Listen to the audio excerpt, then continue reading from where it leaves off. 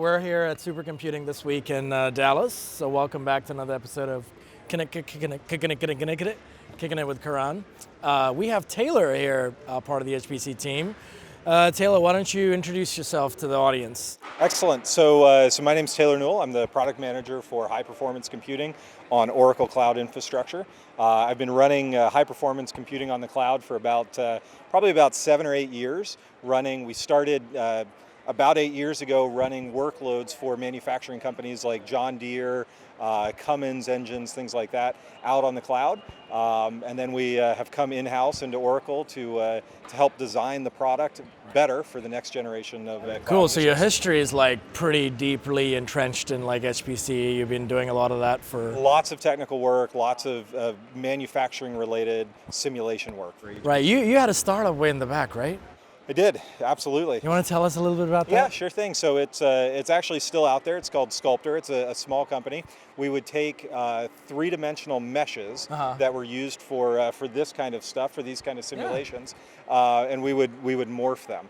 So when you're doing these types of simulations, meshing is really the what takes the most time. Right. And so our startup came up with a very interesting technology to be able to morph these meshes so you don't take all of the time to Right, remesh. is meshing so meshing's the first part, right? So you design the model, then, the mesh itself, and then you go and simulate like parts of it, or Yeah. how does that process work? No, you actually hit it on the head. So you start by designing the model inside of a CAD tool. Then you create the mesh, and the mesh is just millions of small little squares, basically. Geometry, right? That you can run physics simulations against. And so that's the meshing part is when you create those squares. The simulation part, like what we see here, is when you're actually running the physics on that. And then when you're all done, the next step is the visualization. So that's where the GPUs and all that stuff So the starting and the ending of that process is where really you need visualization generally, right? Absolutely. And then the middle part is the crunchy, compute crunchy part, right? Right, and that's what we saw back then. Was the problem is nobody had kind of this end-to-end view of the whole thing, and so at Oracle Cloud, what we're building is essentially we've got GPUs to do the pre and post processing. We've got the high frequency processors to do the simulation part. And we just announced those today, right? We just announced those today. We've got customers that are already on them, that are running them, so it's extremely exciting, and the kind of the end-to-end picture becomes much more complete. It's there now. Cool, yeah. Why don't you tell us a little bit more about the offering, right? If you haven't heard about it, you should go check out the blog. You should go check out Taylor's blog on Oracle Cloud Infrastructure, or just type in Oracle HPC on Google and you'll find it, I'm sure. So why don't you give us a bit of a deep dive into like what is it, Absolutely. Details and... Right. So the offering is based on the Intel 6154 processor. So that's kind of the heart and soul. Right. It's got a base frequency of 3.0 and then what they call all-core turbo of 3.7. So we're able to run 3.7 gigahertz across 36 cores. So this is 2 sockets, 18 cores per socket. Bare metal. Bare metal. Yep. That's really the differentiator here, is that we're running. We'll talk about performance later, but yeah. So then, from a memory standpoint, we've got 384 gigs of RAM, so about 10 gigs per core. Right. We've got 6.7 terabytes of local NVMe storage. Yep, ultra high storage. And then what's the real kicker here, the real selling point, is that we've got RDMA.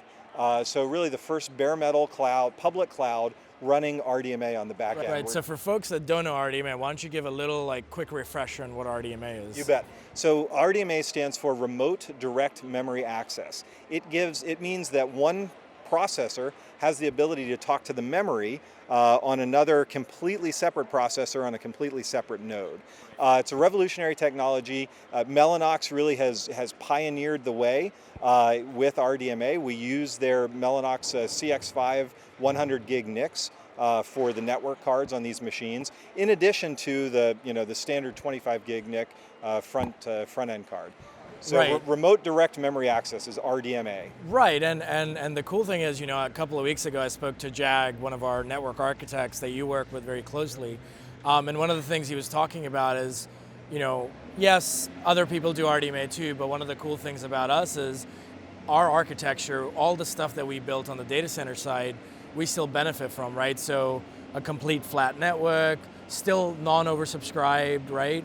Yeah, and what's really exciting is the things in the future that this lights up. So Larry Ellison, our CEO, talked about it a couple of weeks ago at Open World. You mean our CTO? Our CTO, excuse me.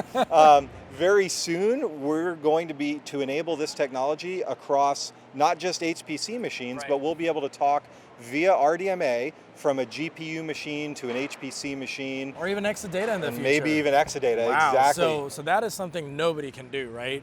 You have your data in Exadata and you want to move it to maybe the HPC node or the GPU node to do a bunch of cool things. Yeah, actually what we would see most frequently, and we have customers that are doing this already, is moving their HPC data into Exadata, which stores what's called their PLM, or their product lifecycle management data. So when we enable RDMA for Exadata to be able to communicate with HPC, this is really going to light up a lot of new workloads for many of our existing customers. Wow, cool. Okay, and one of those customers is these guys, right? Yeah, so just to talk about Biotech real quick, they're part of our Startup Cloud Accelerator program, or OSCA as we call it. They've been an early user of our HPC shapes. Oscar took it from us. Yeah, exactly. And what they're showing is, or what they're doing is they're first meshing and then simulating a human body. So all parts of it. So the muscles, for instance, your heart, a significant muscle in your body, they simulate that. They simulate the electrical impulses. Then they also simulate the respiratory system. So air going in for drug delivery. So if you have like a nasal inhaler, they model how that gets distributed through your entire body. It's really fascinating stuff. I mean, it just looks gorgeous. It's really cool. But this is obviously not the part that runs on. Well, no. So the rendering piece is run on GPUs. Oh wow. The simulation piece is run on our HPC on the HPC hardware. nodes, right? Yep, absolutely. Oh, gotcha.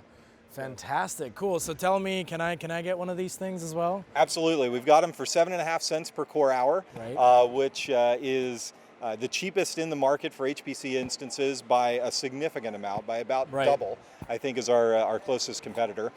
We've got them right now. We've got them in Ashburn, our IAD data center, and London. Okay. Very soon they'll be rolled out to other data centers. We have, as Oracle Cloud builds new data centers, HPC will be going into many of those new data centers that are built. So cool. The shape name is BMHPC 2.36. Right, and we're going to have virtual machines as well at some point. Absolutely. Yeah, cool. Yep. You mentioned performance a little while back, so before we finish off, I do want to talk about that. Do you want to talk a little bit about, like, performance characteristics and some of the numbers that we've been seeing, right? So the reason that we're so excited about RDMA is the ability that it gives us to do what's called strong scaling. So this is what happens when we take a very small model and we need to distribute it across a lot of cores or a lot of nodes. So without RDMA, it's very common, say, across an entire rack of 30 nodes, for a small model to only scale at about maybe 25 or 30% across all of the nodes. Right. So what that means is that the model, as you go across more nodes, it doesn't perform as fast as it should be. Yeah, so the law of diminishing returns. It doesn't even linearly scale, right? Exactly, it doesn't linearly scale. So law of diminishing return, or Amdahl's law, things like that. So with RDMA, we're actually able to do this strong scaling and weak scaling perfectly across an entire rack. So we can take a small model, split it up across 30 nodes, and run it 30 times faster than what we would run on a single node. That's over 1,000 cores for a single job. Over 1,000 cores for a single job, exactly. And we're scaling, at 30 times faster than what we would run on a single node. Wow, cool. So this really lights up. We've seen some of our early partners like Altair and Ansys that are actually running the same speed on the cloud as they do on premises. And we're really, with bare metal, with the RDMA, we're the first cloud provider that gives you on-premises performance in the cloud.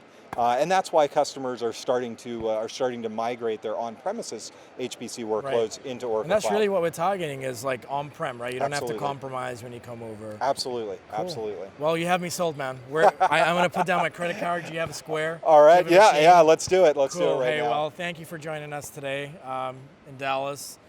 Thank you, Taylor. No problem. And we'll catch you next time.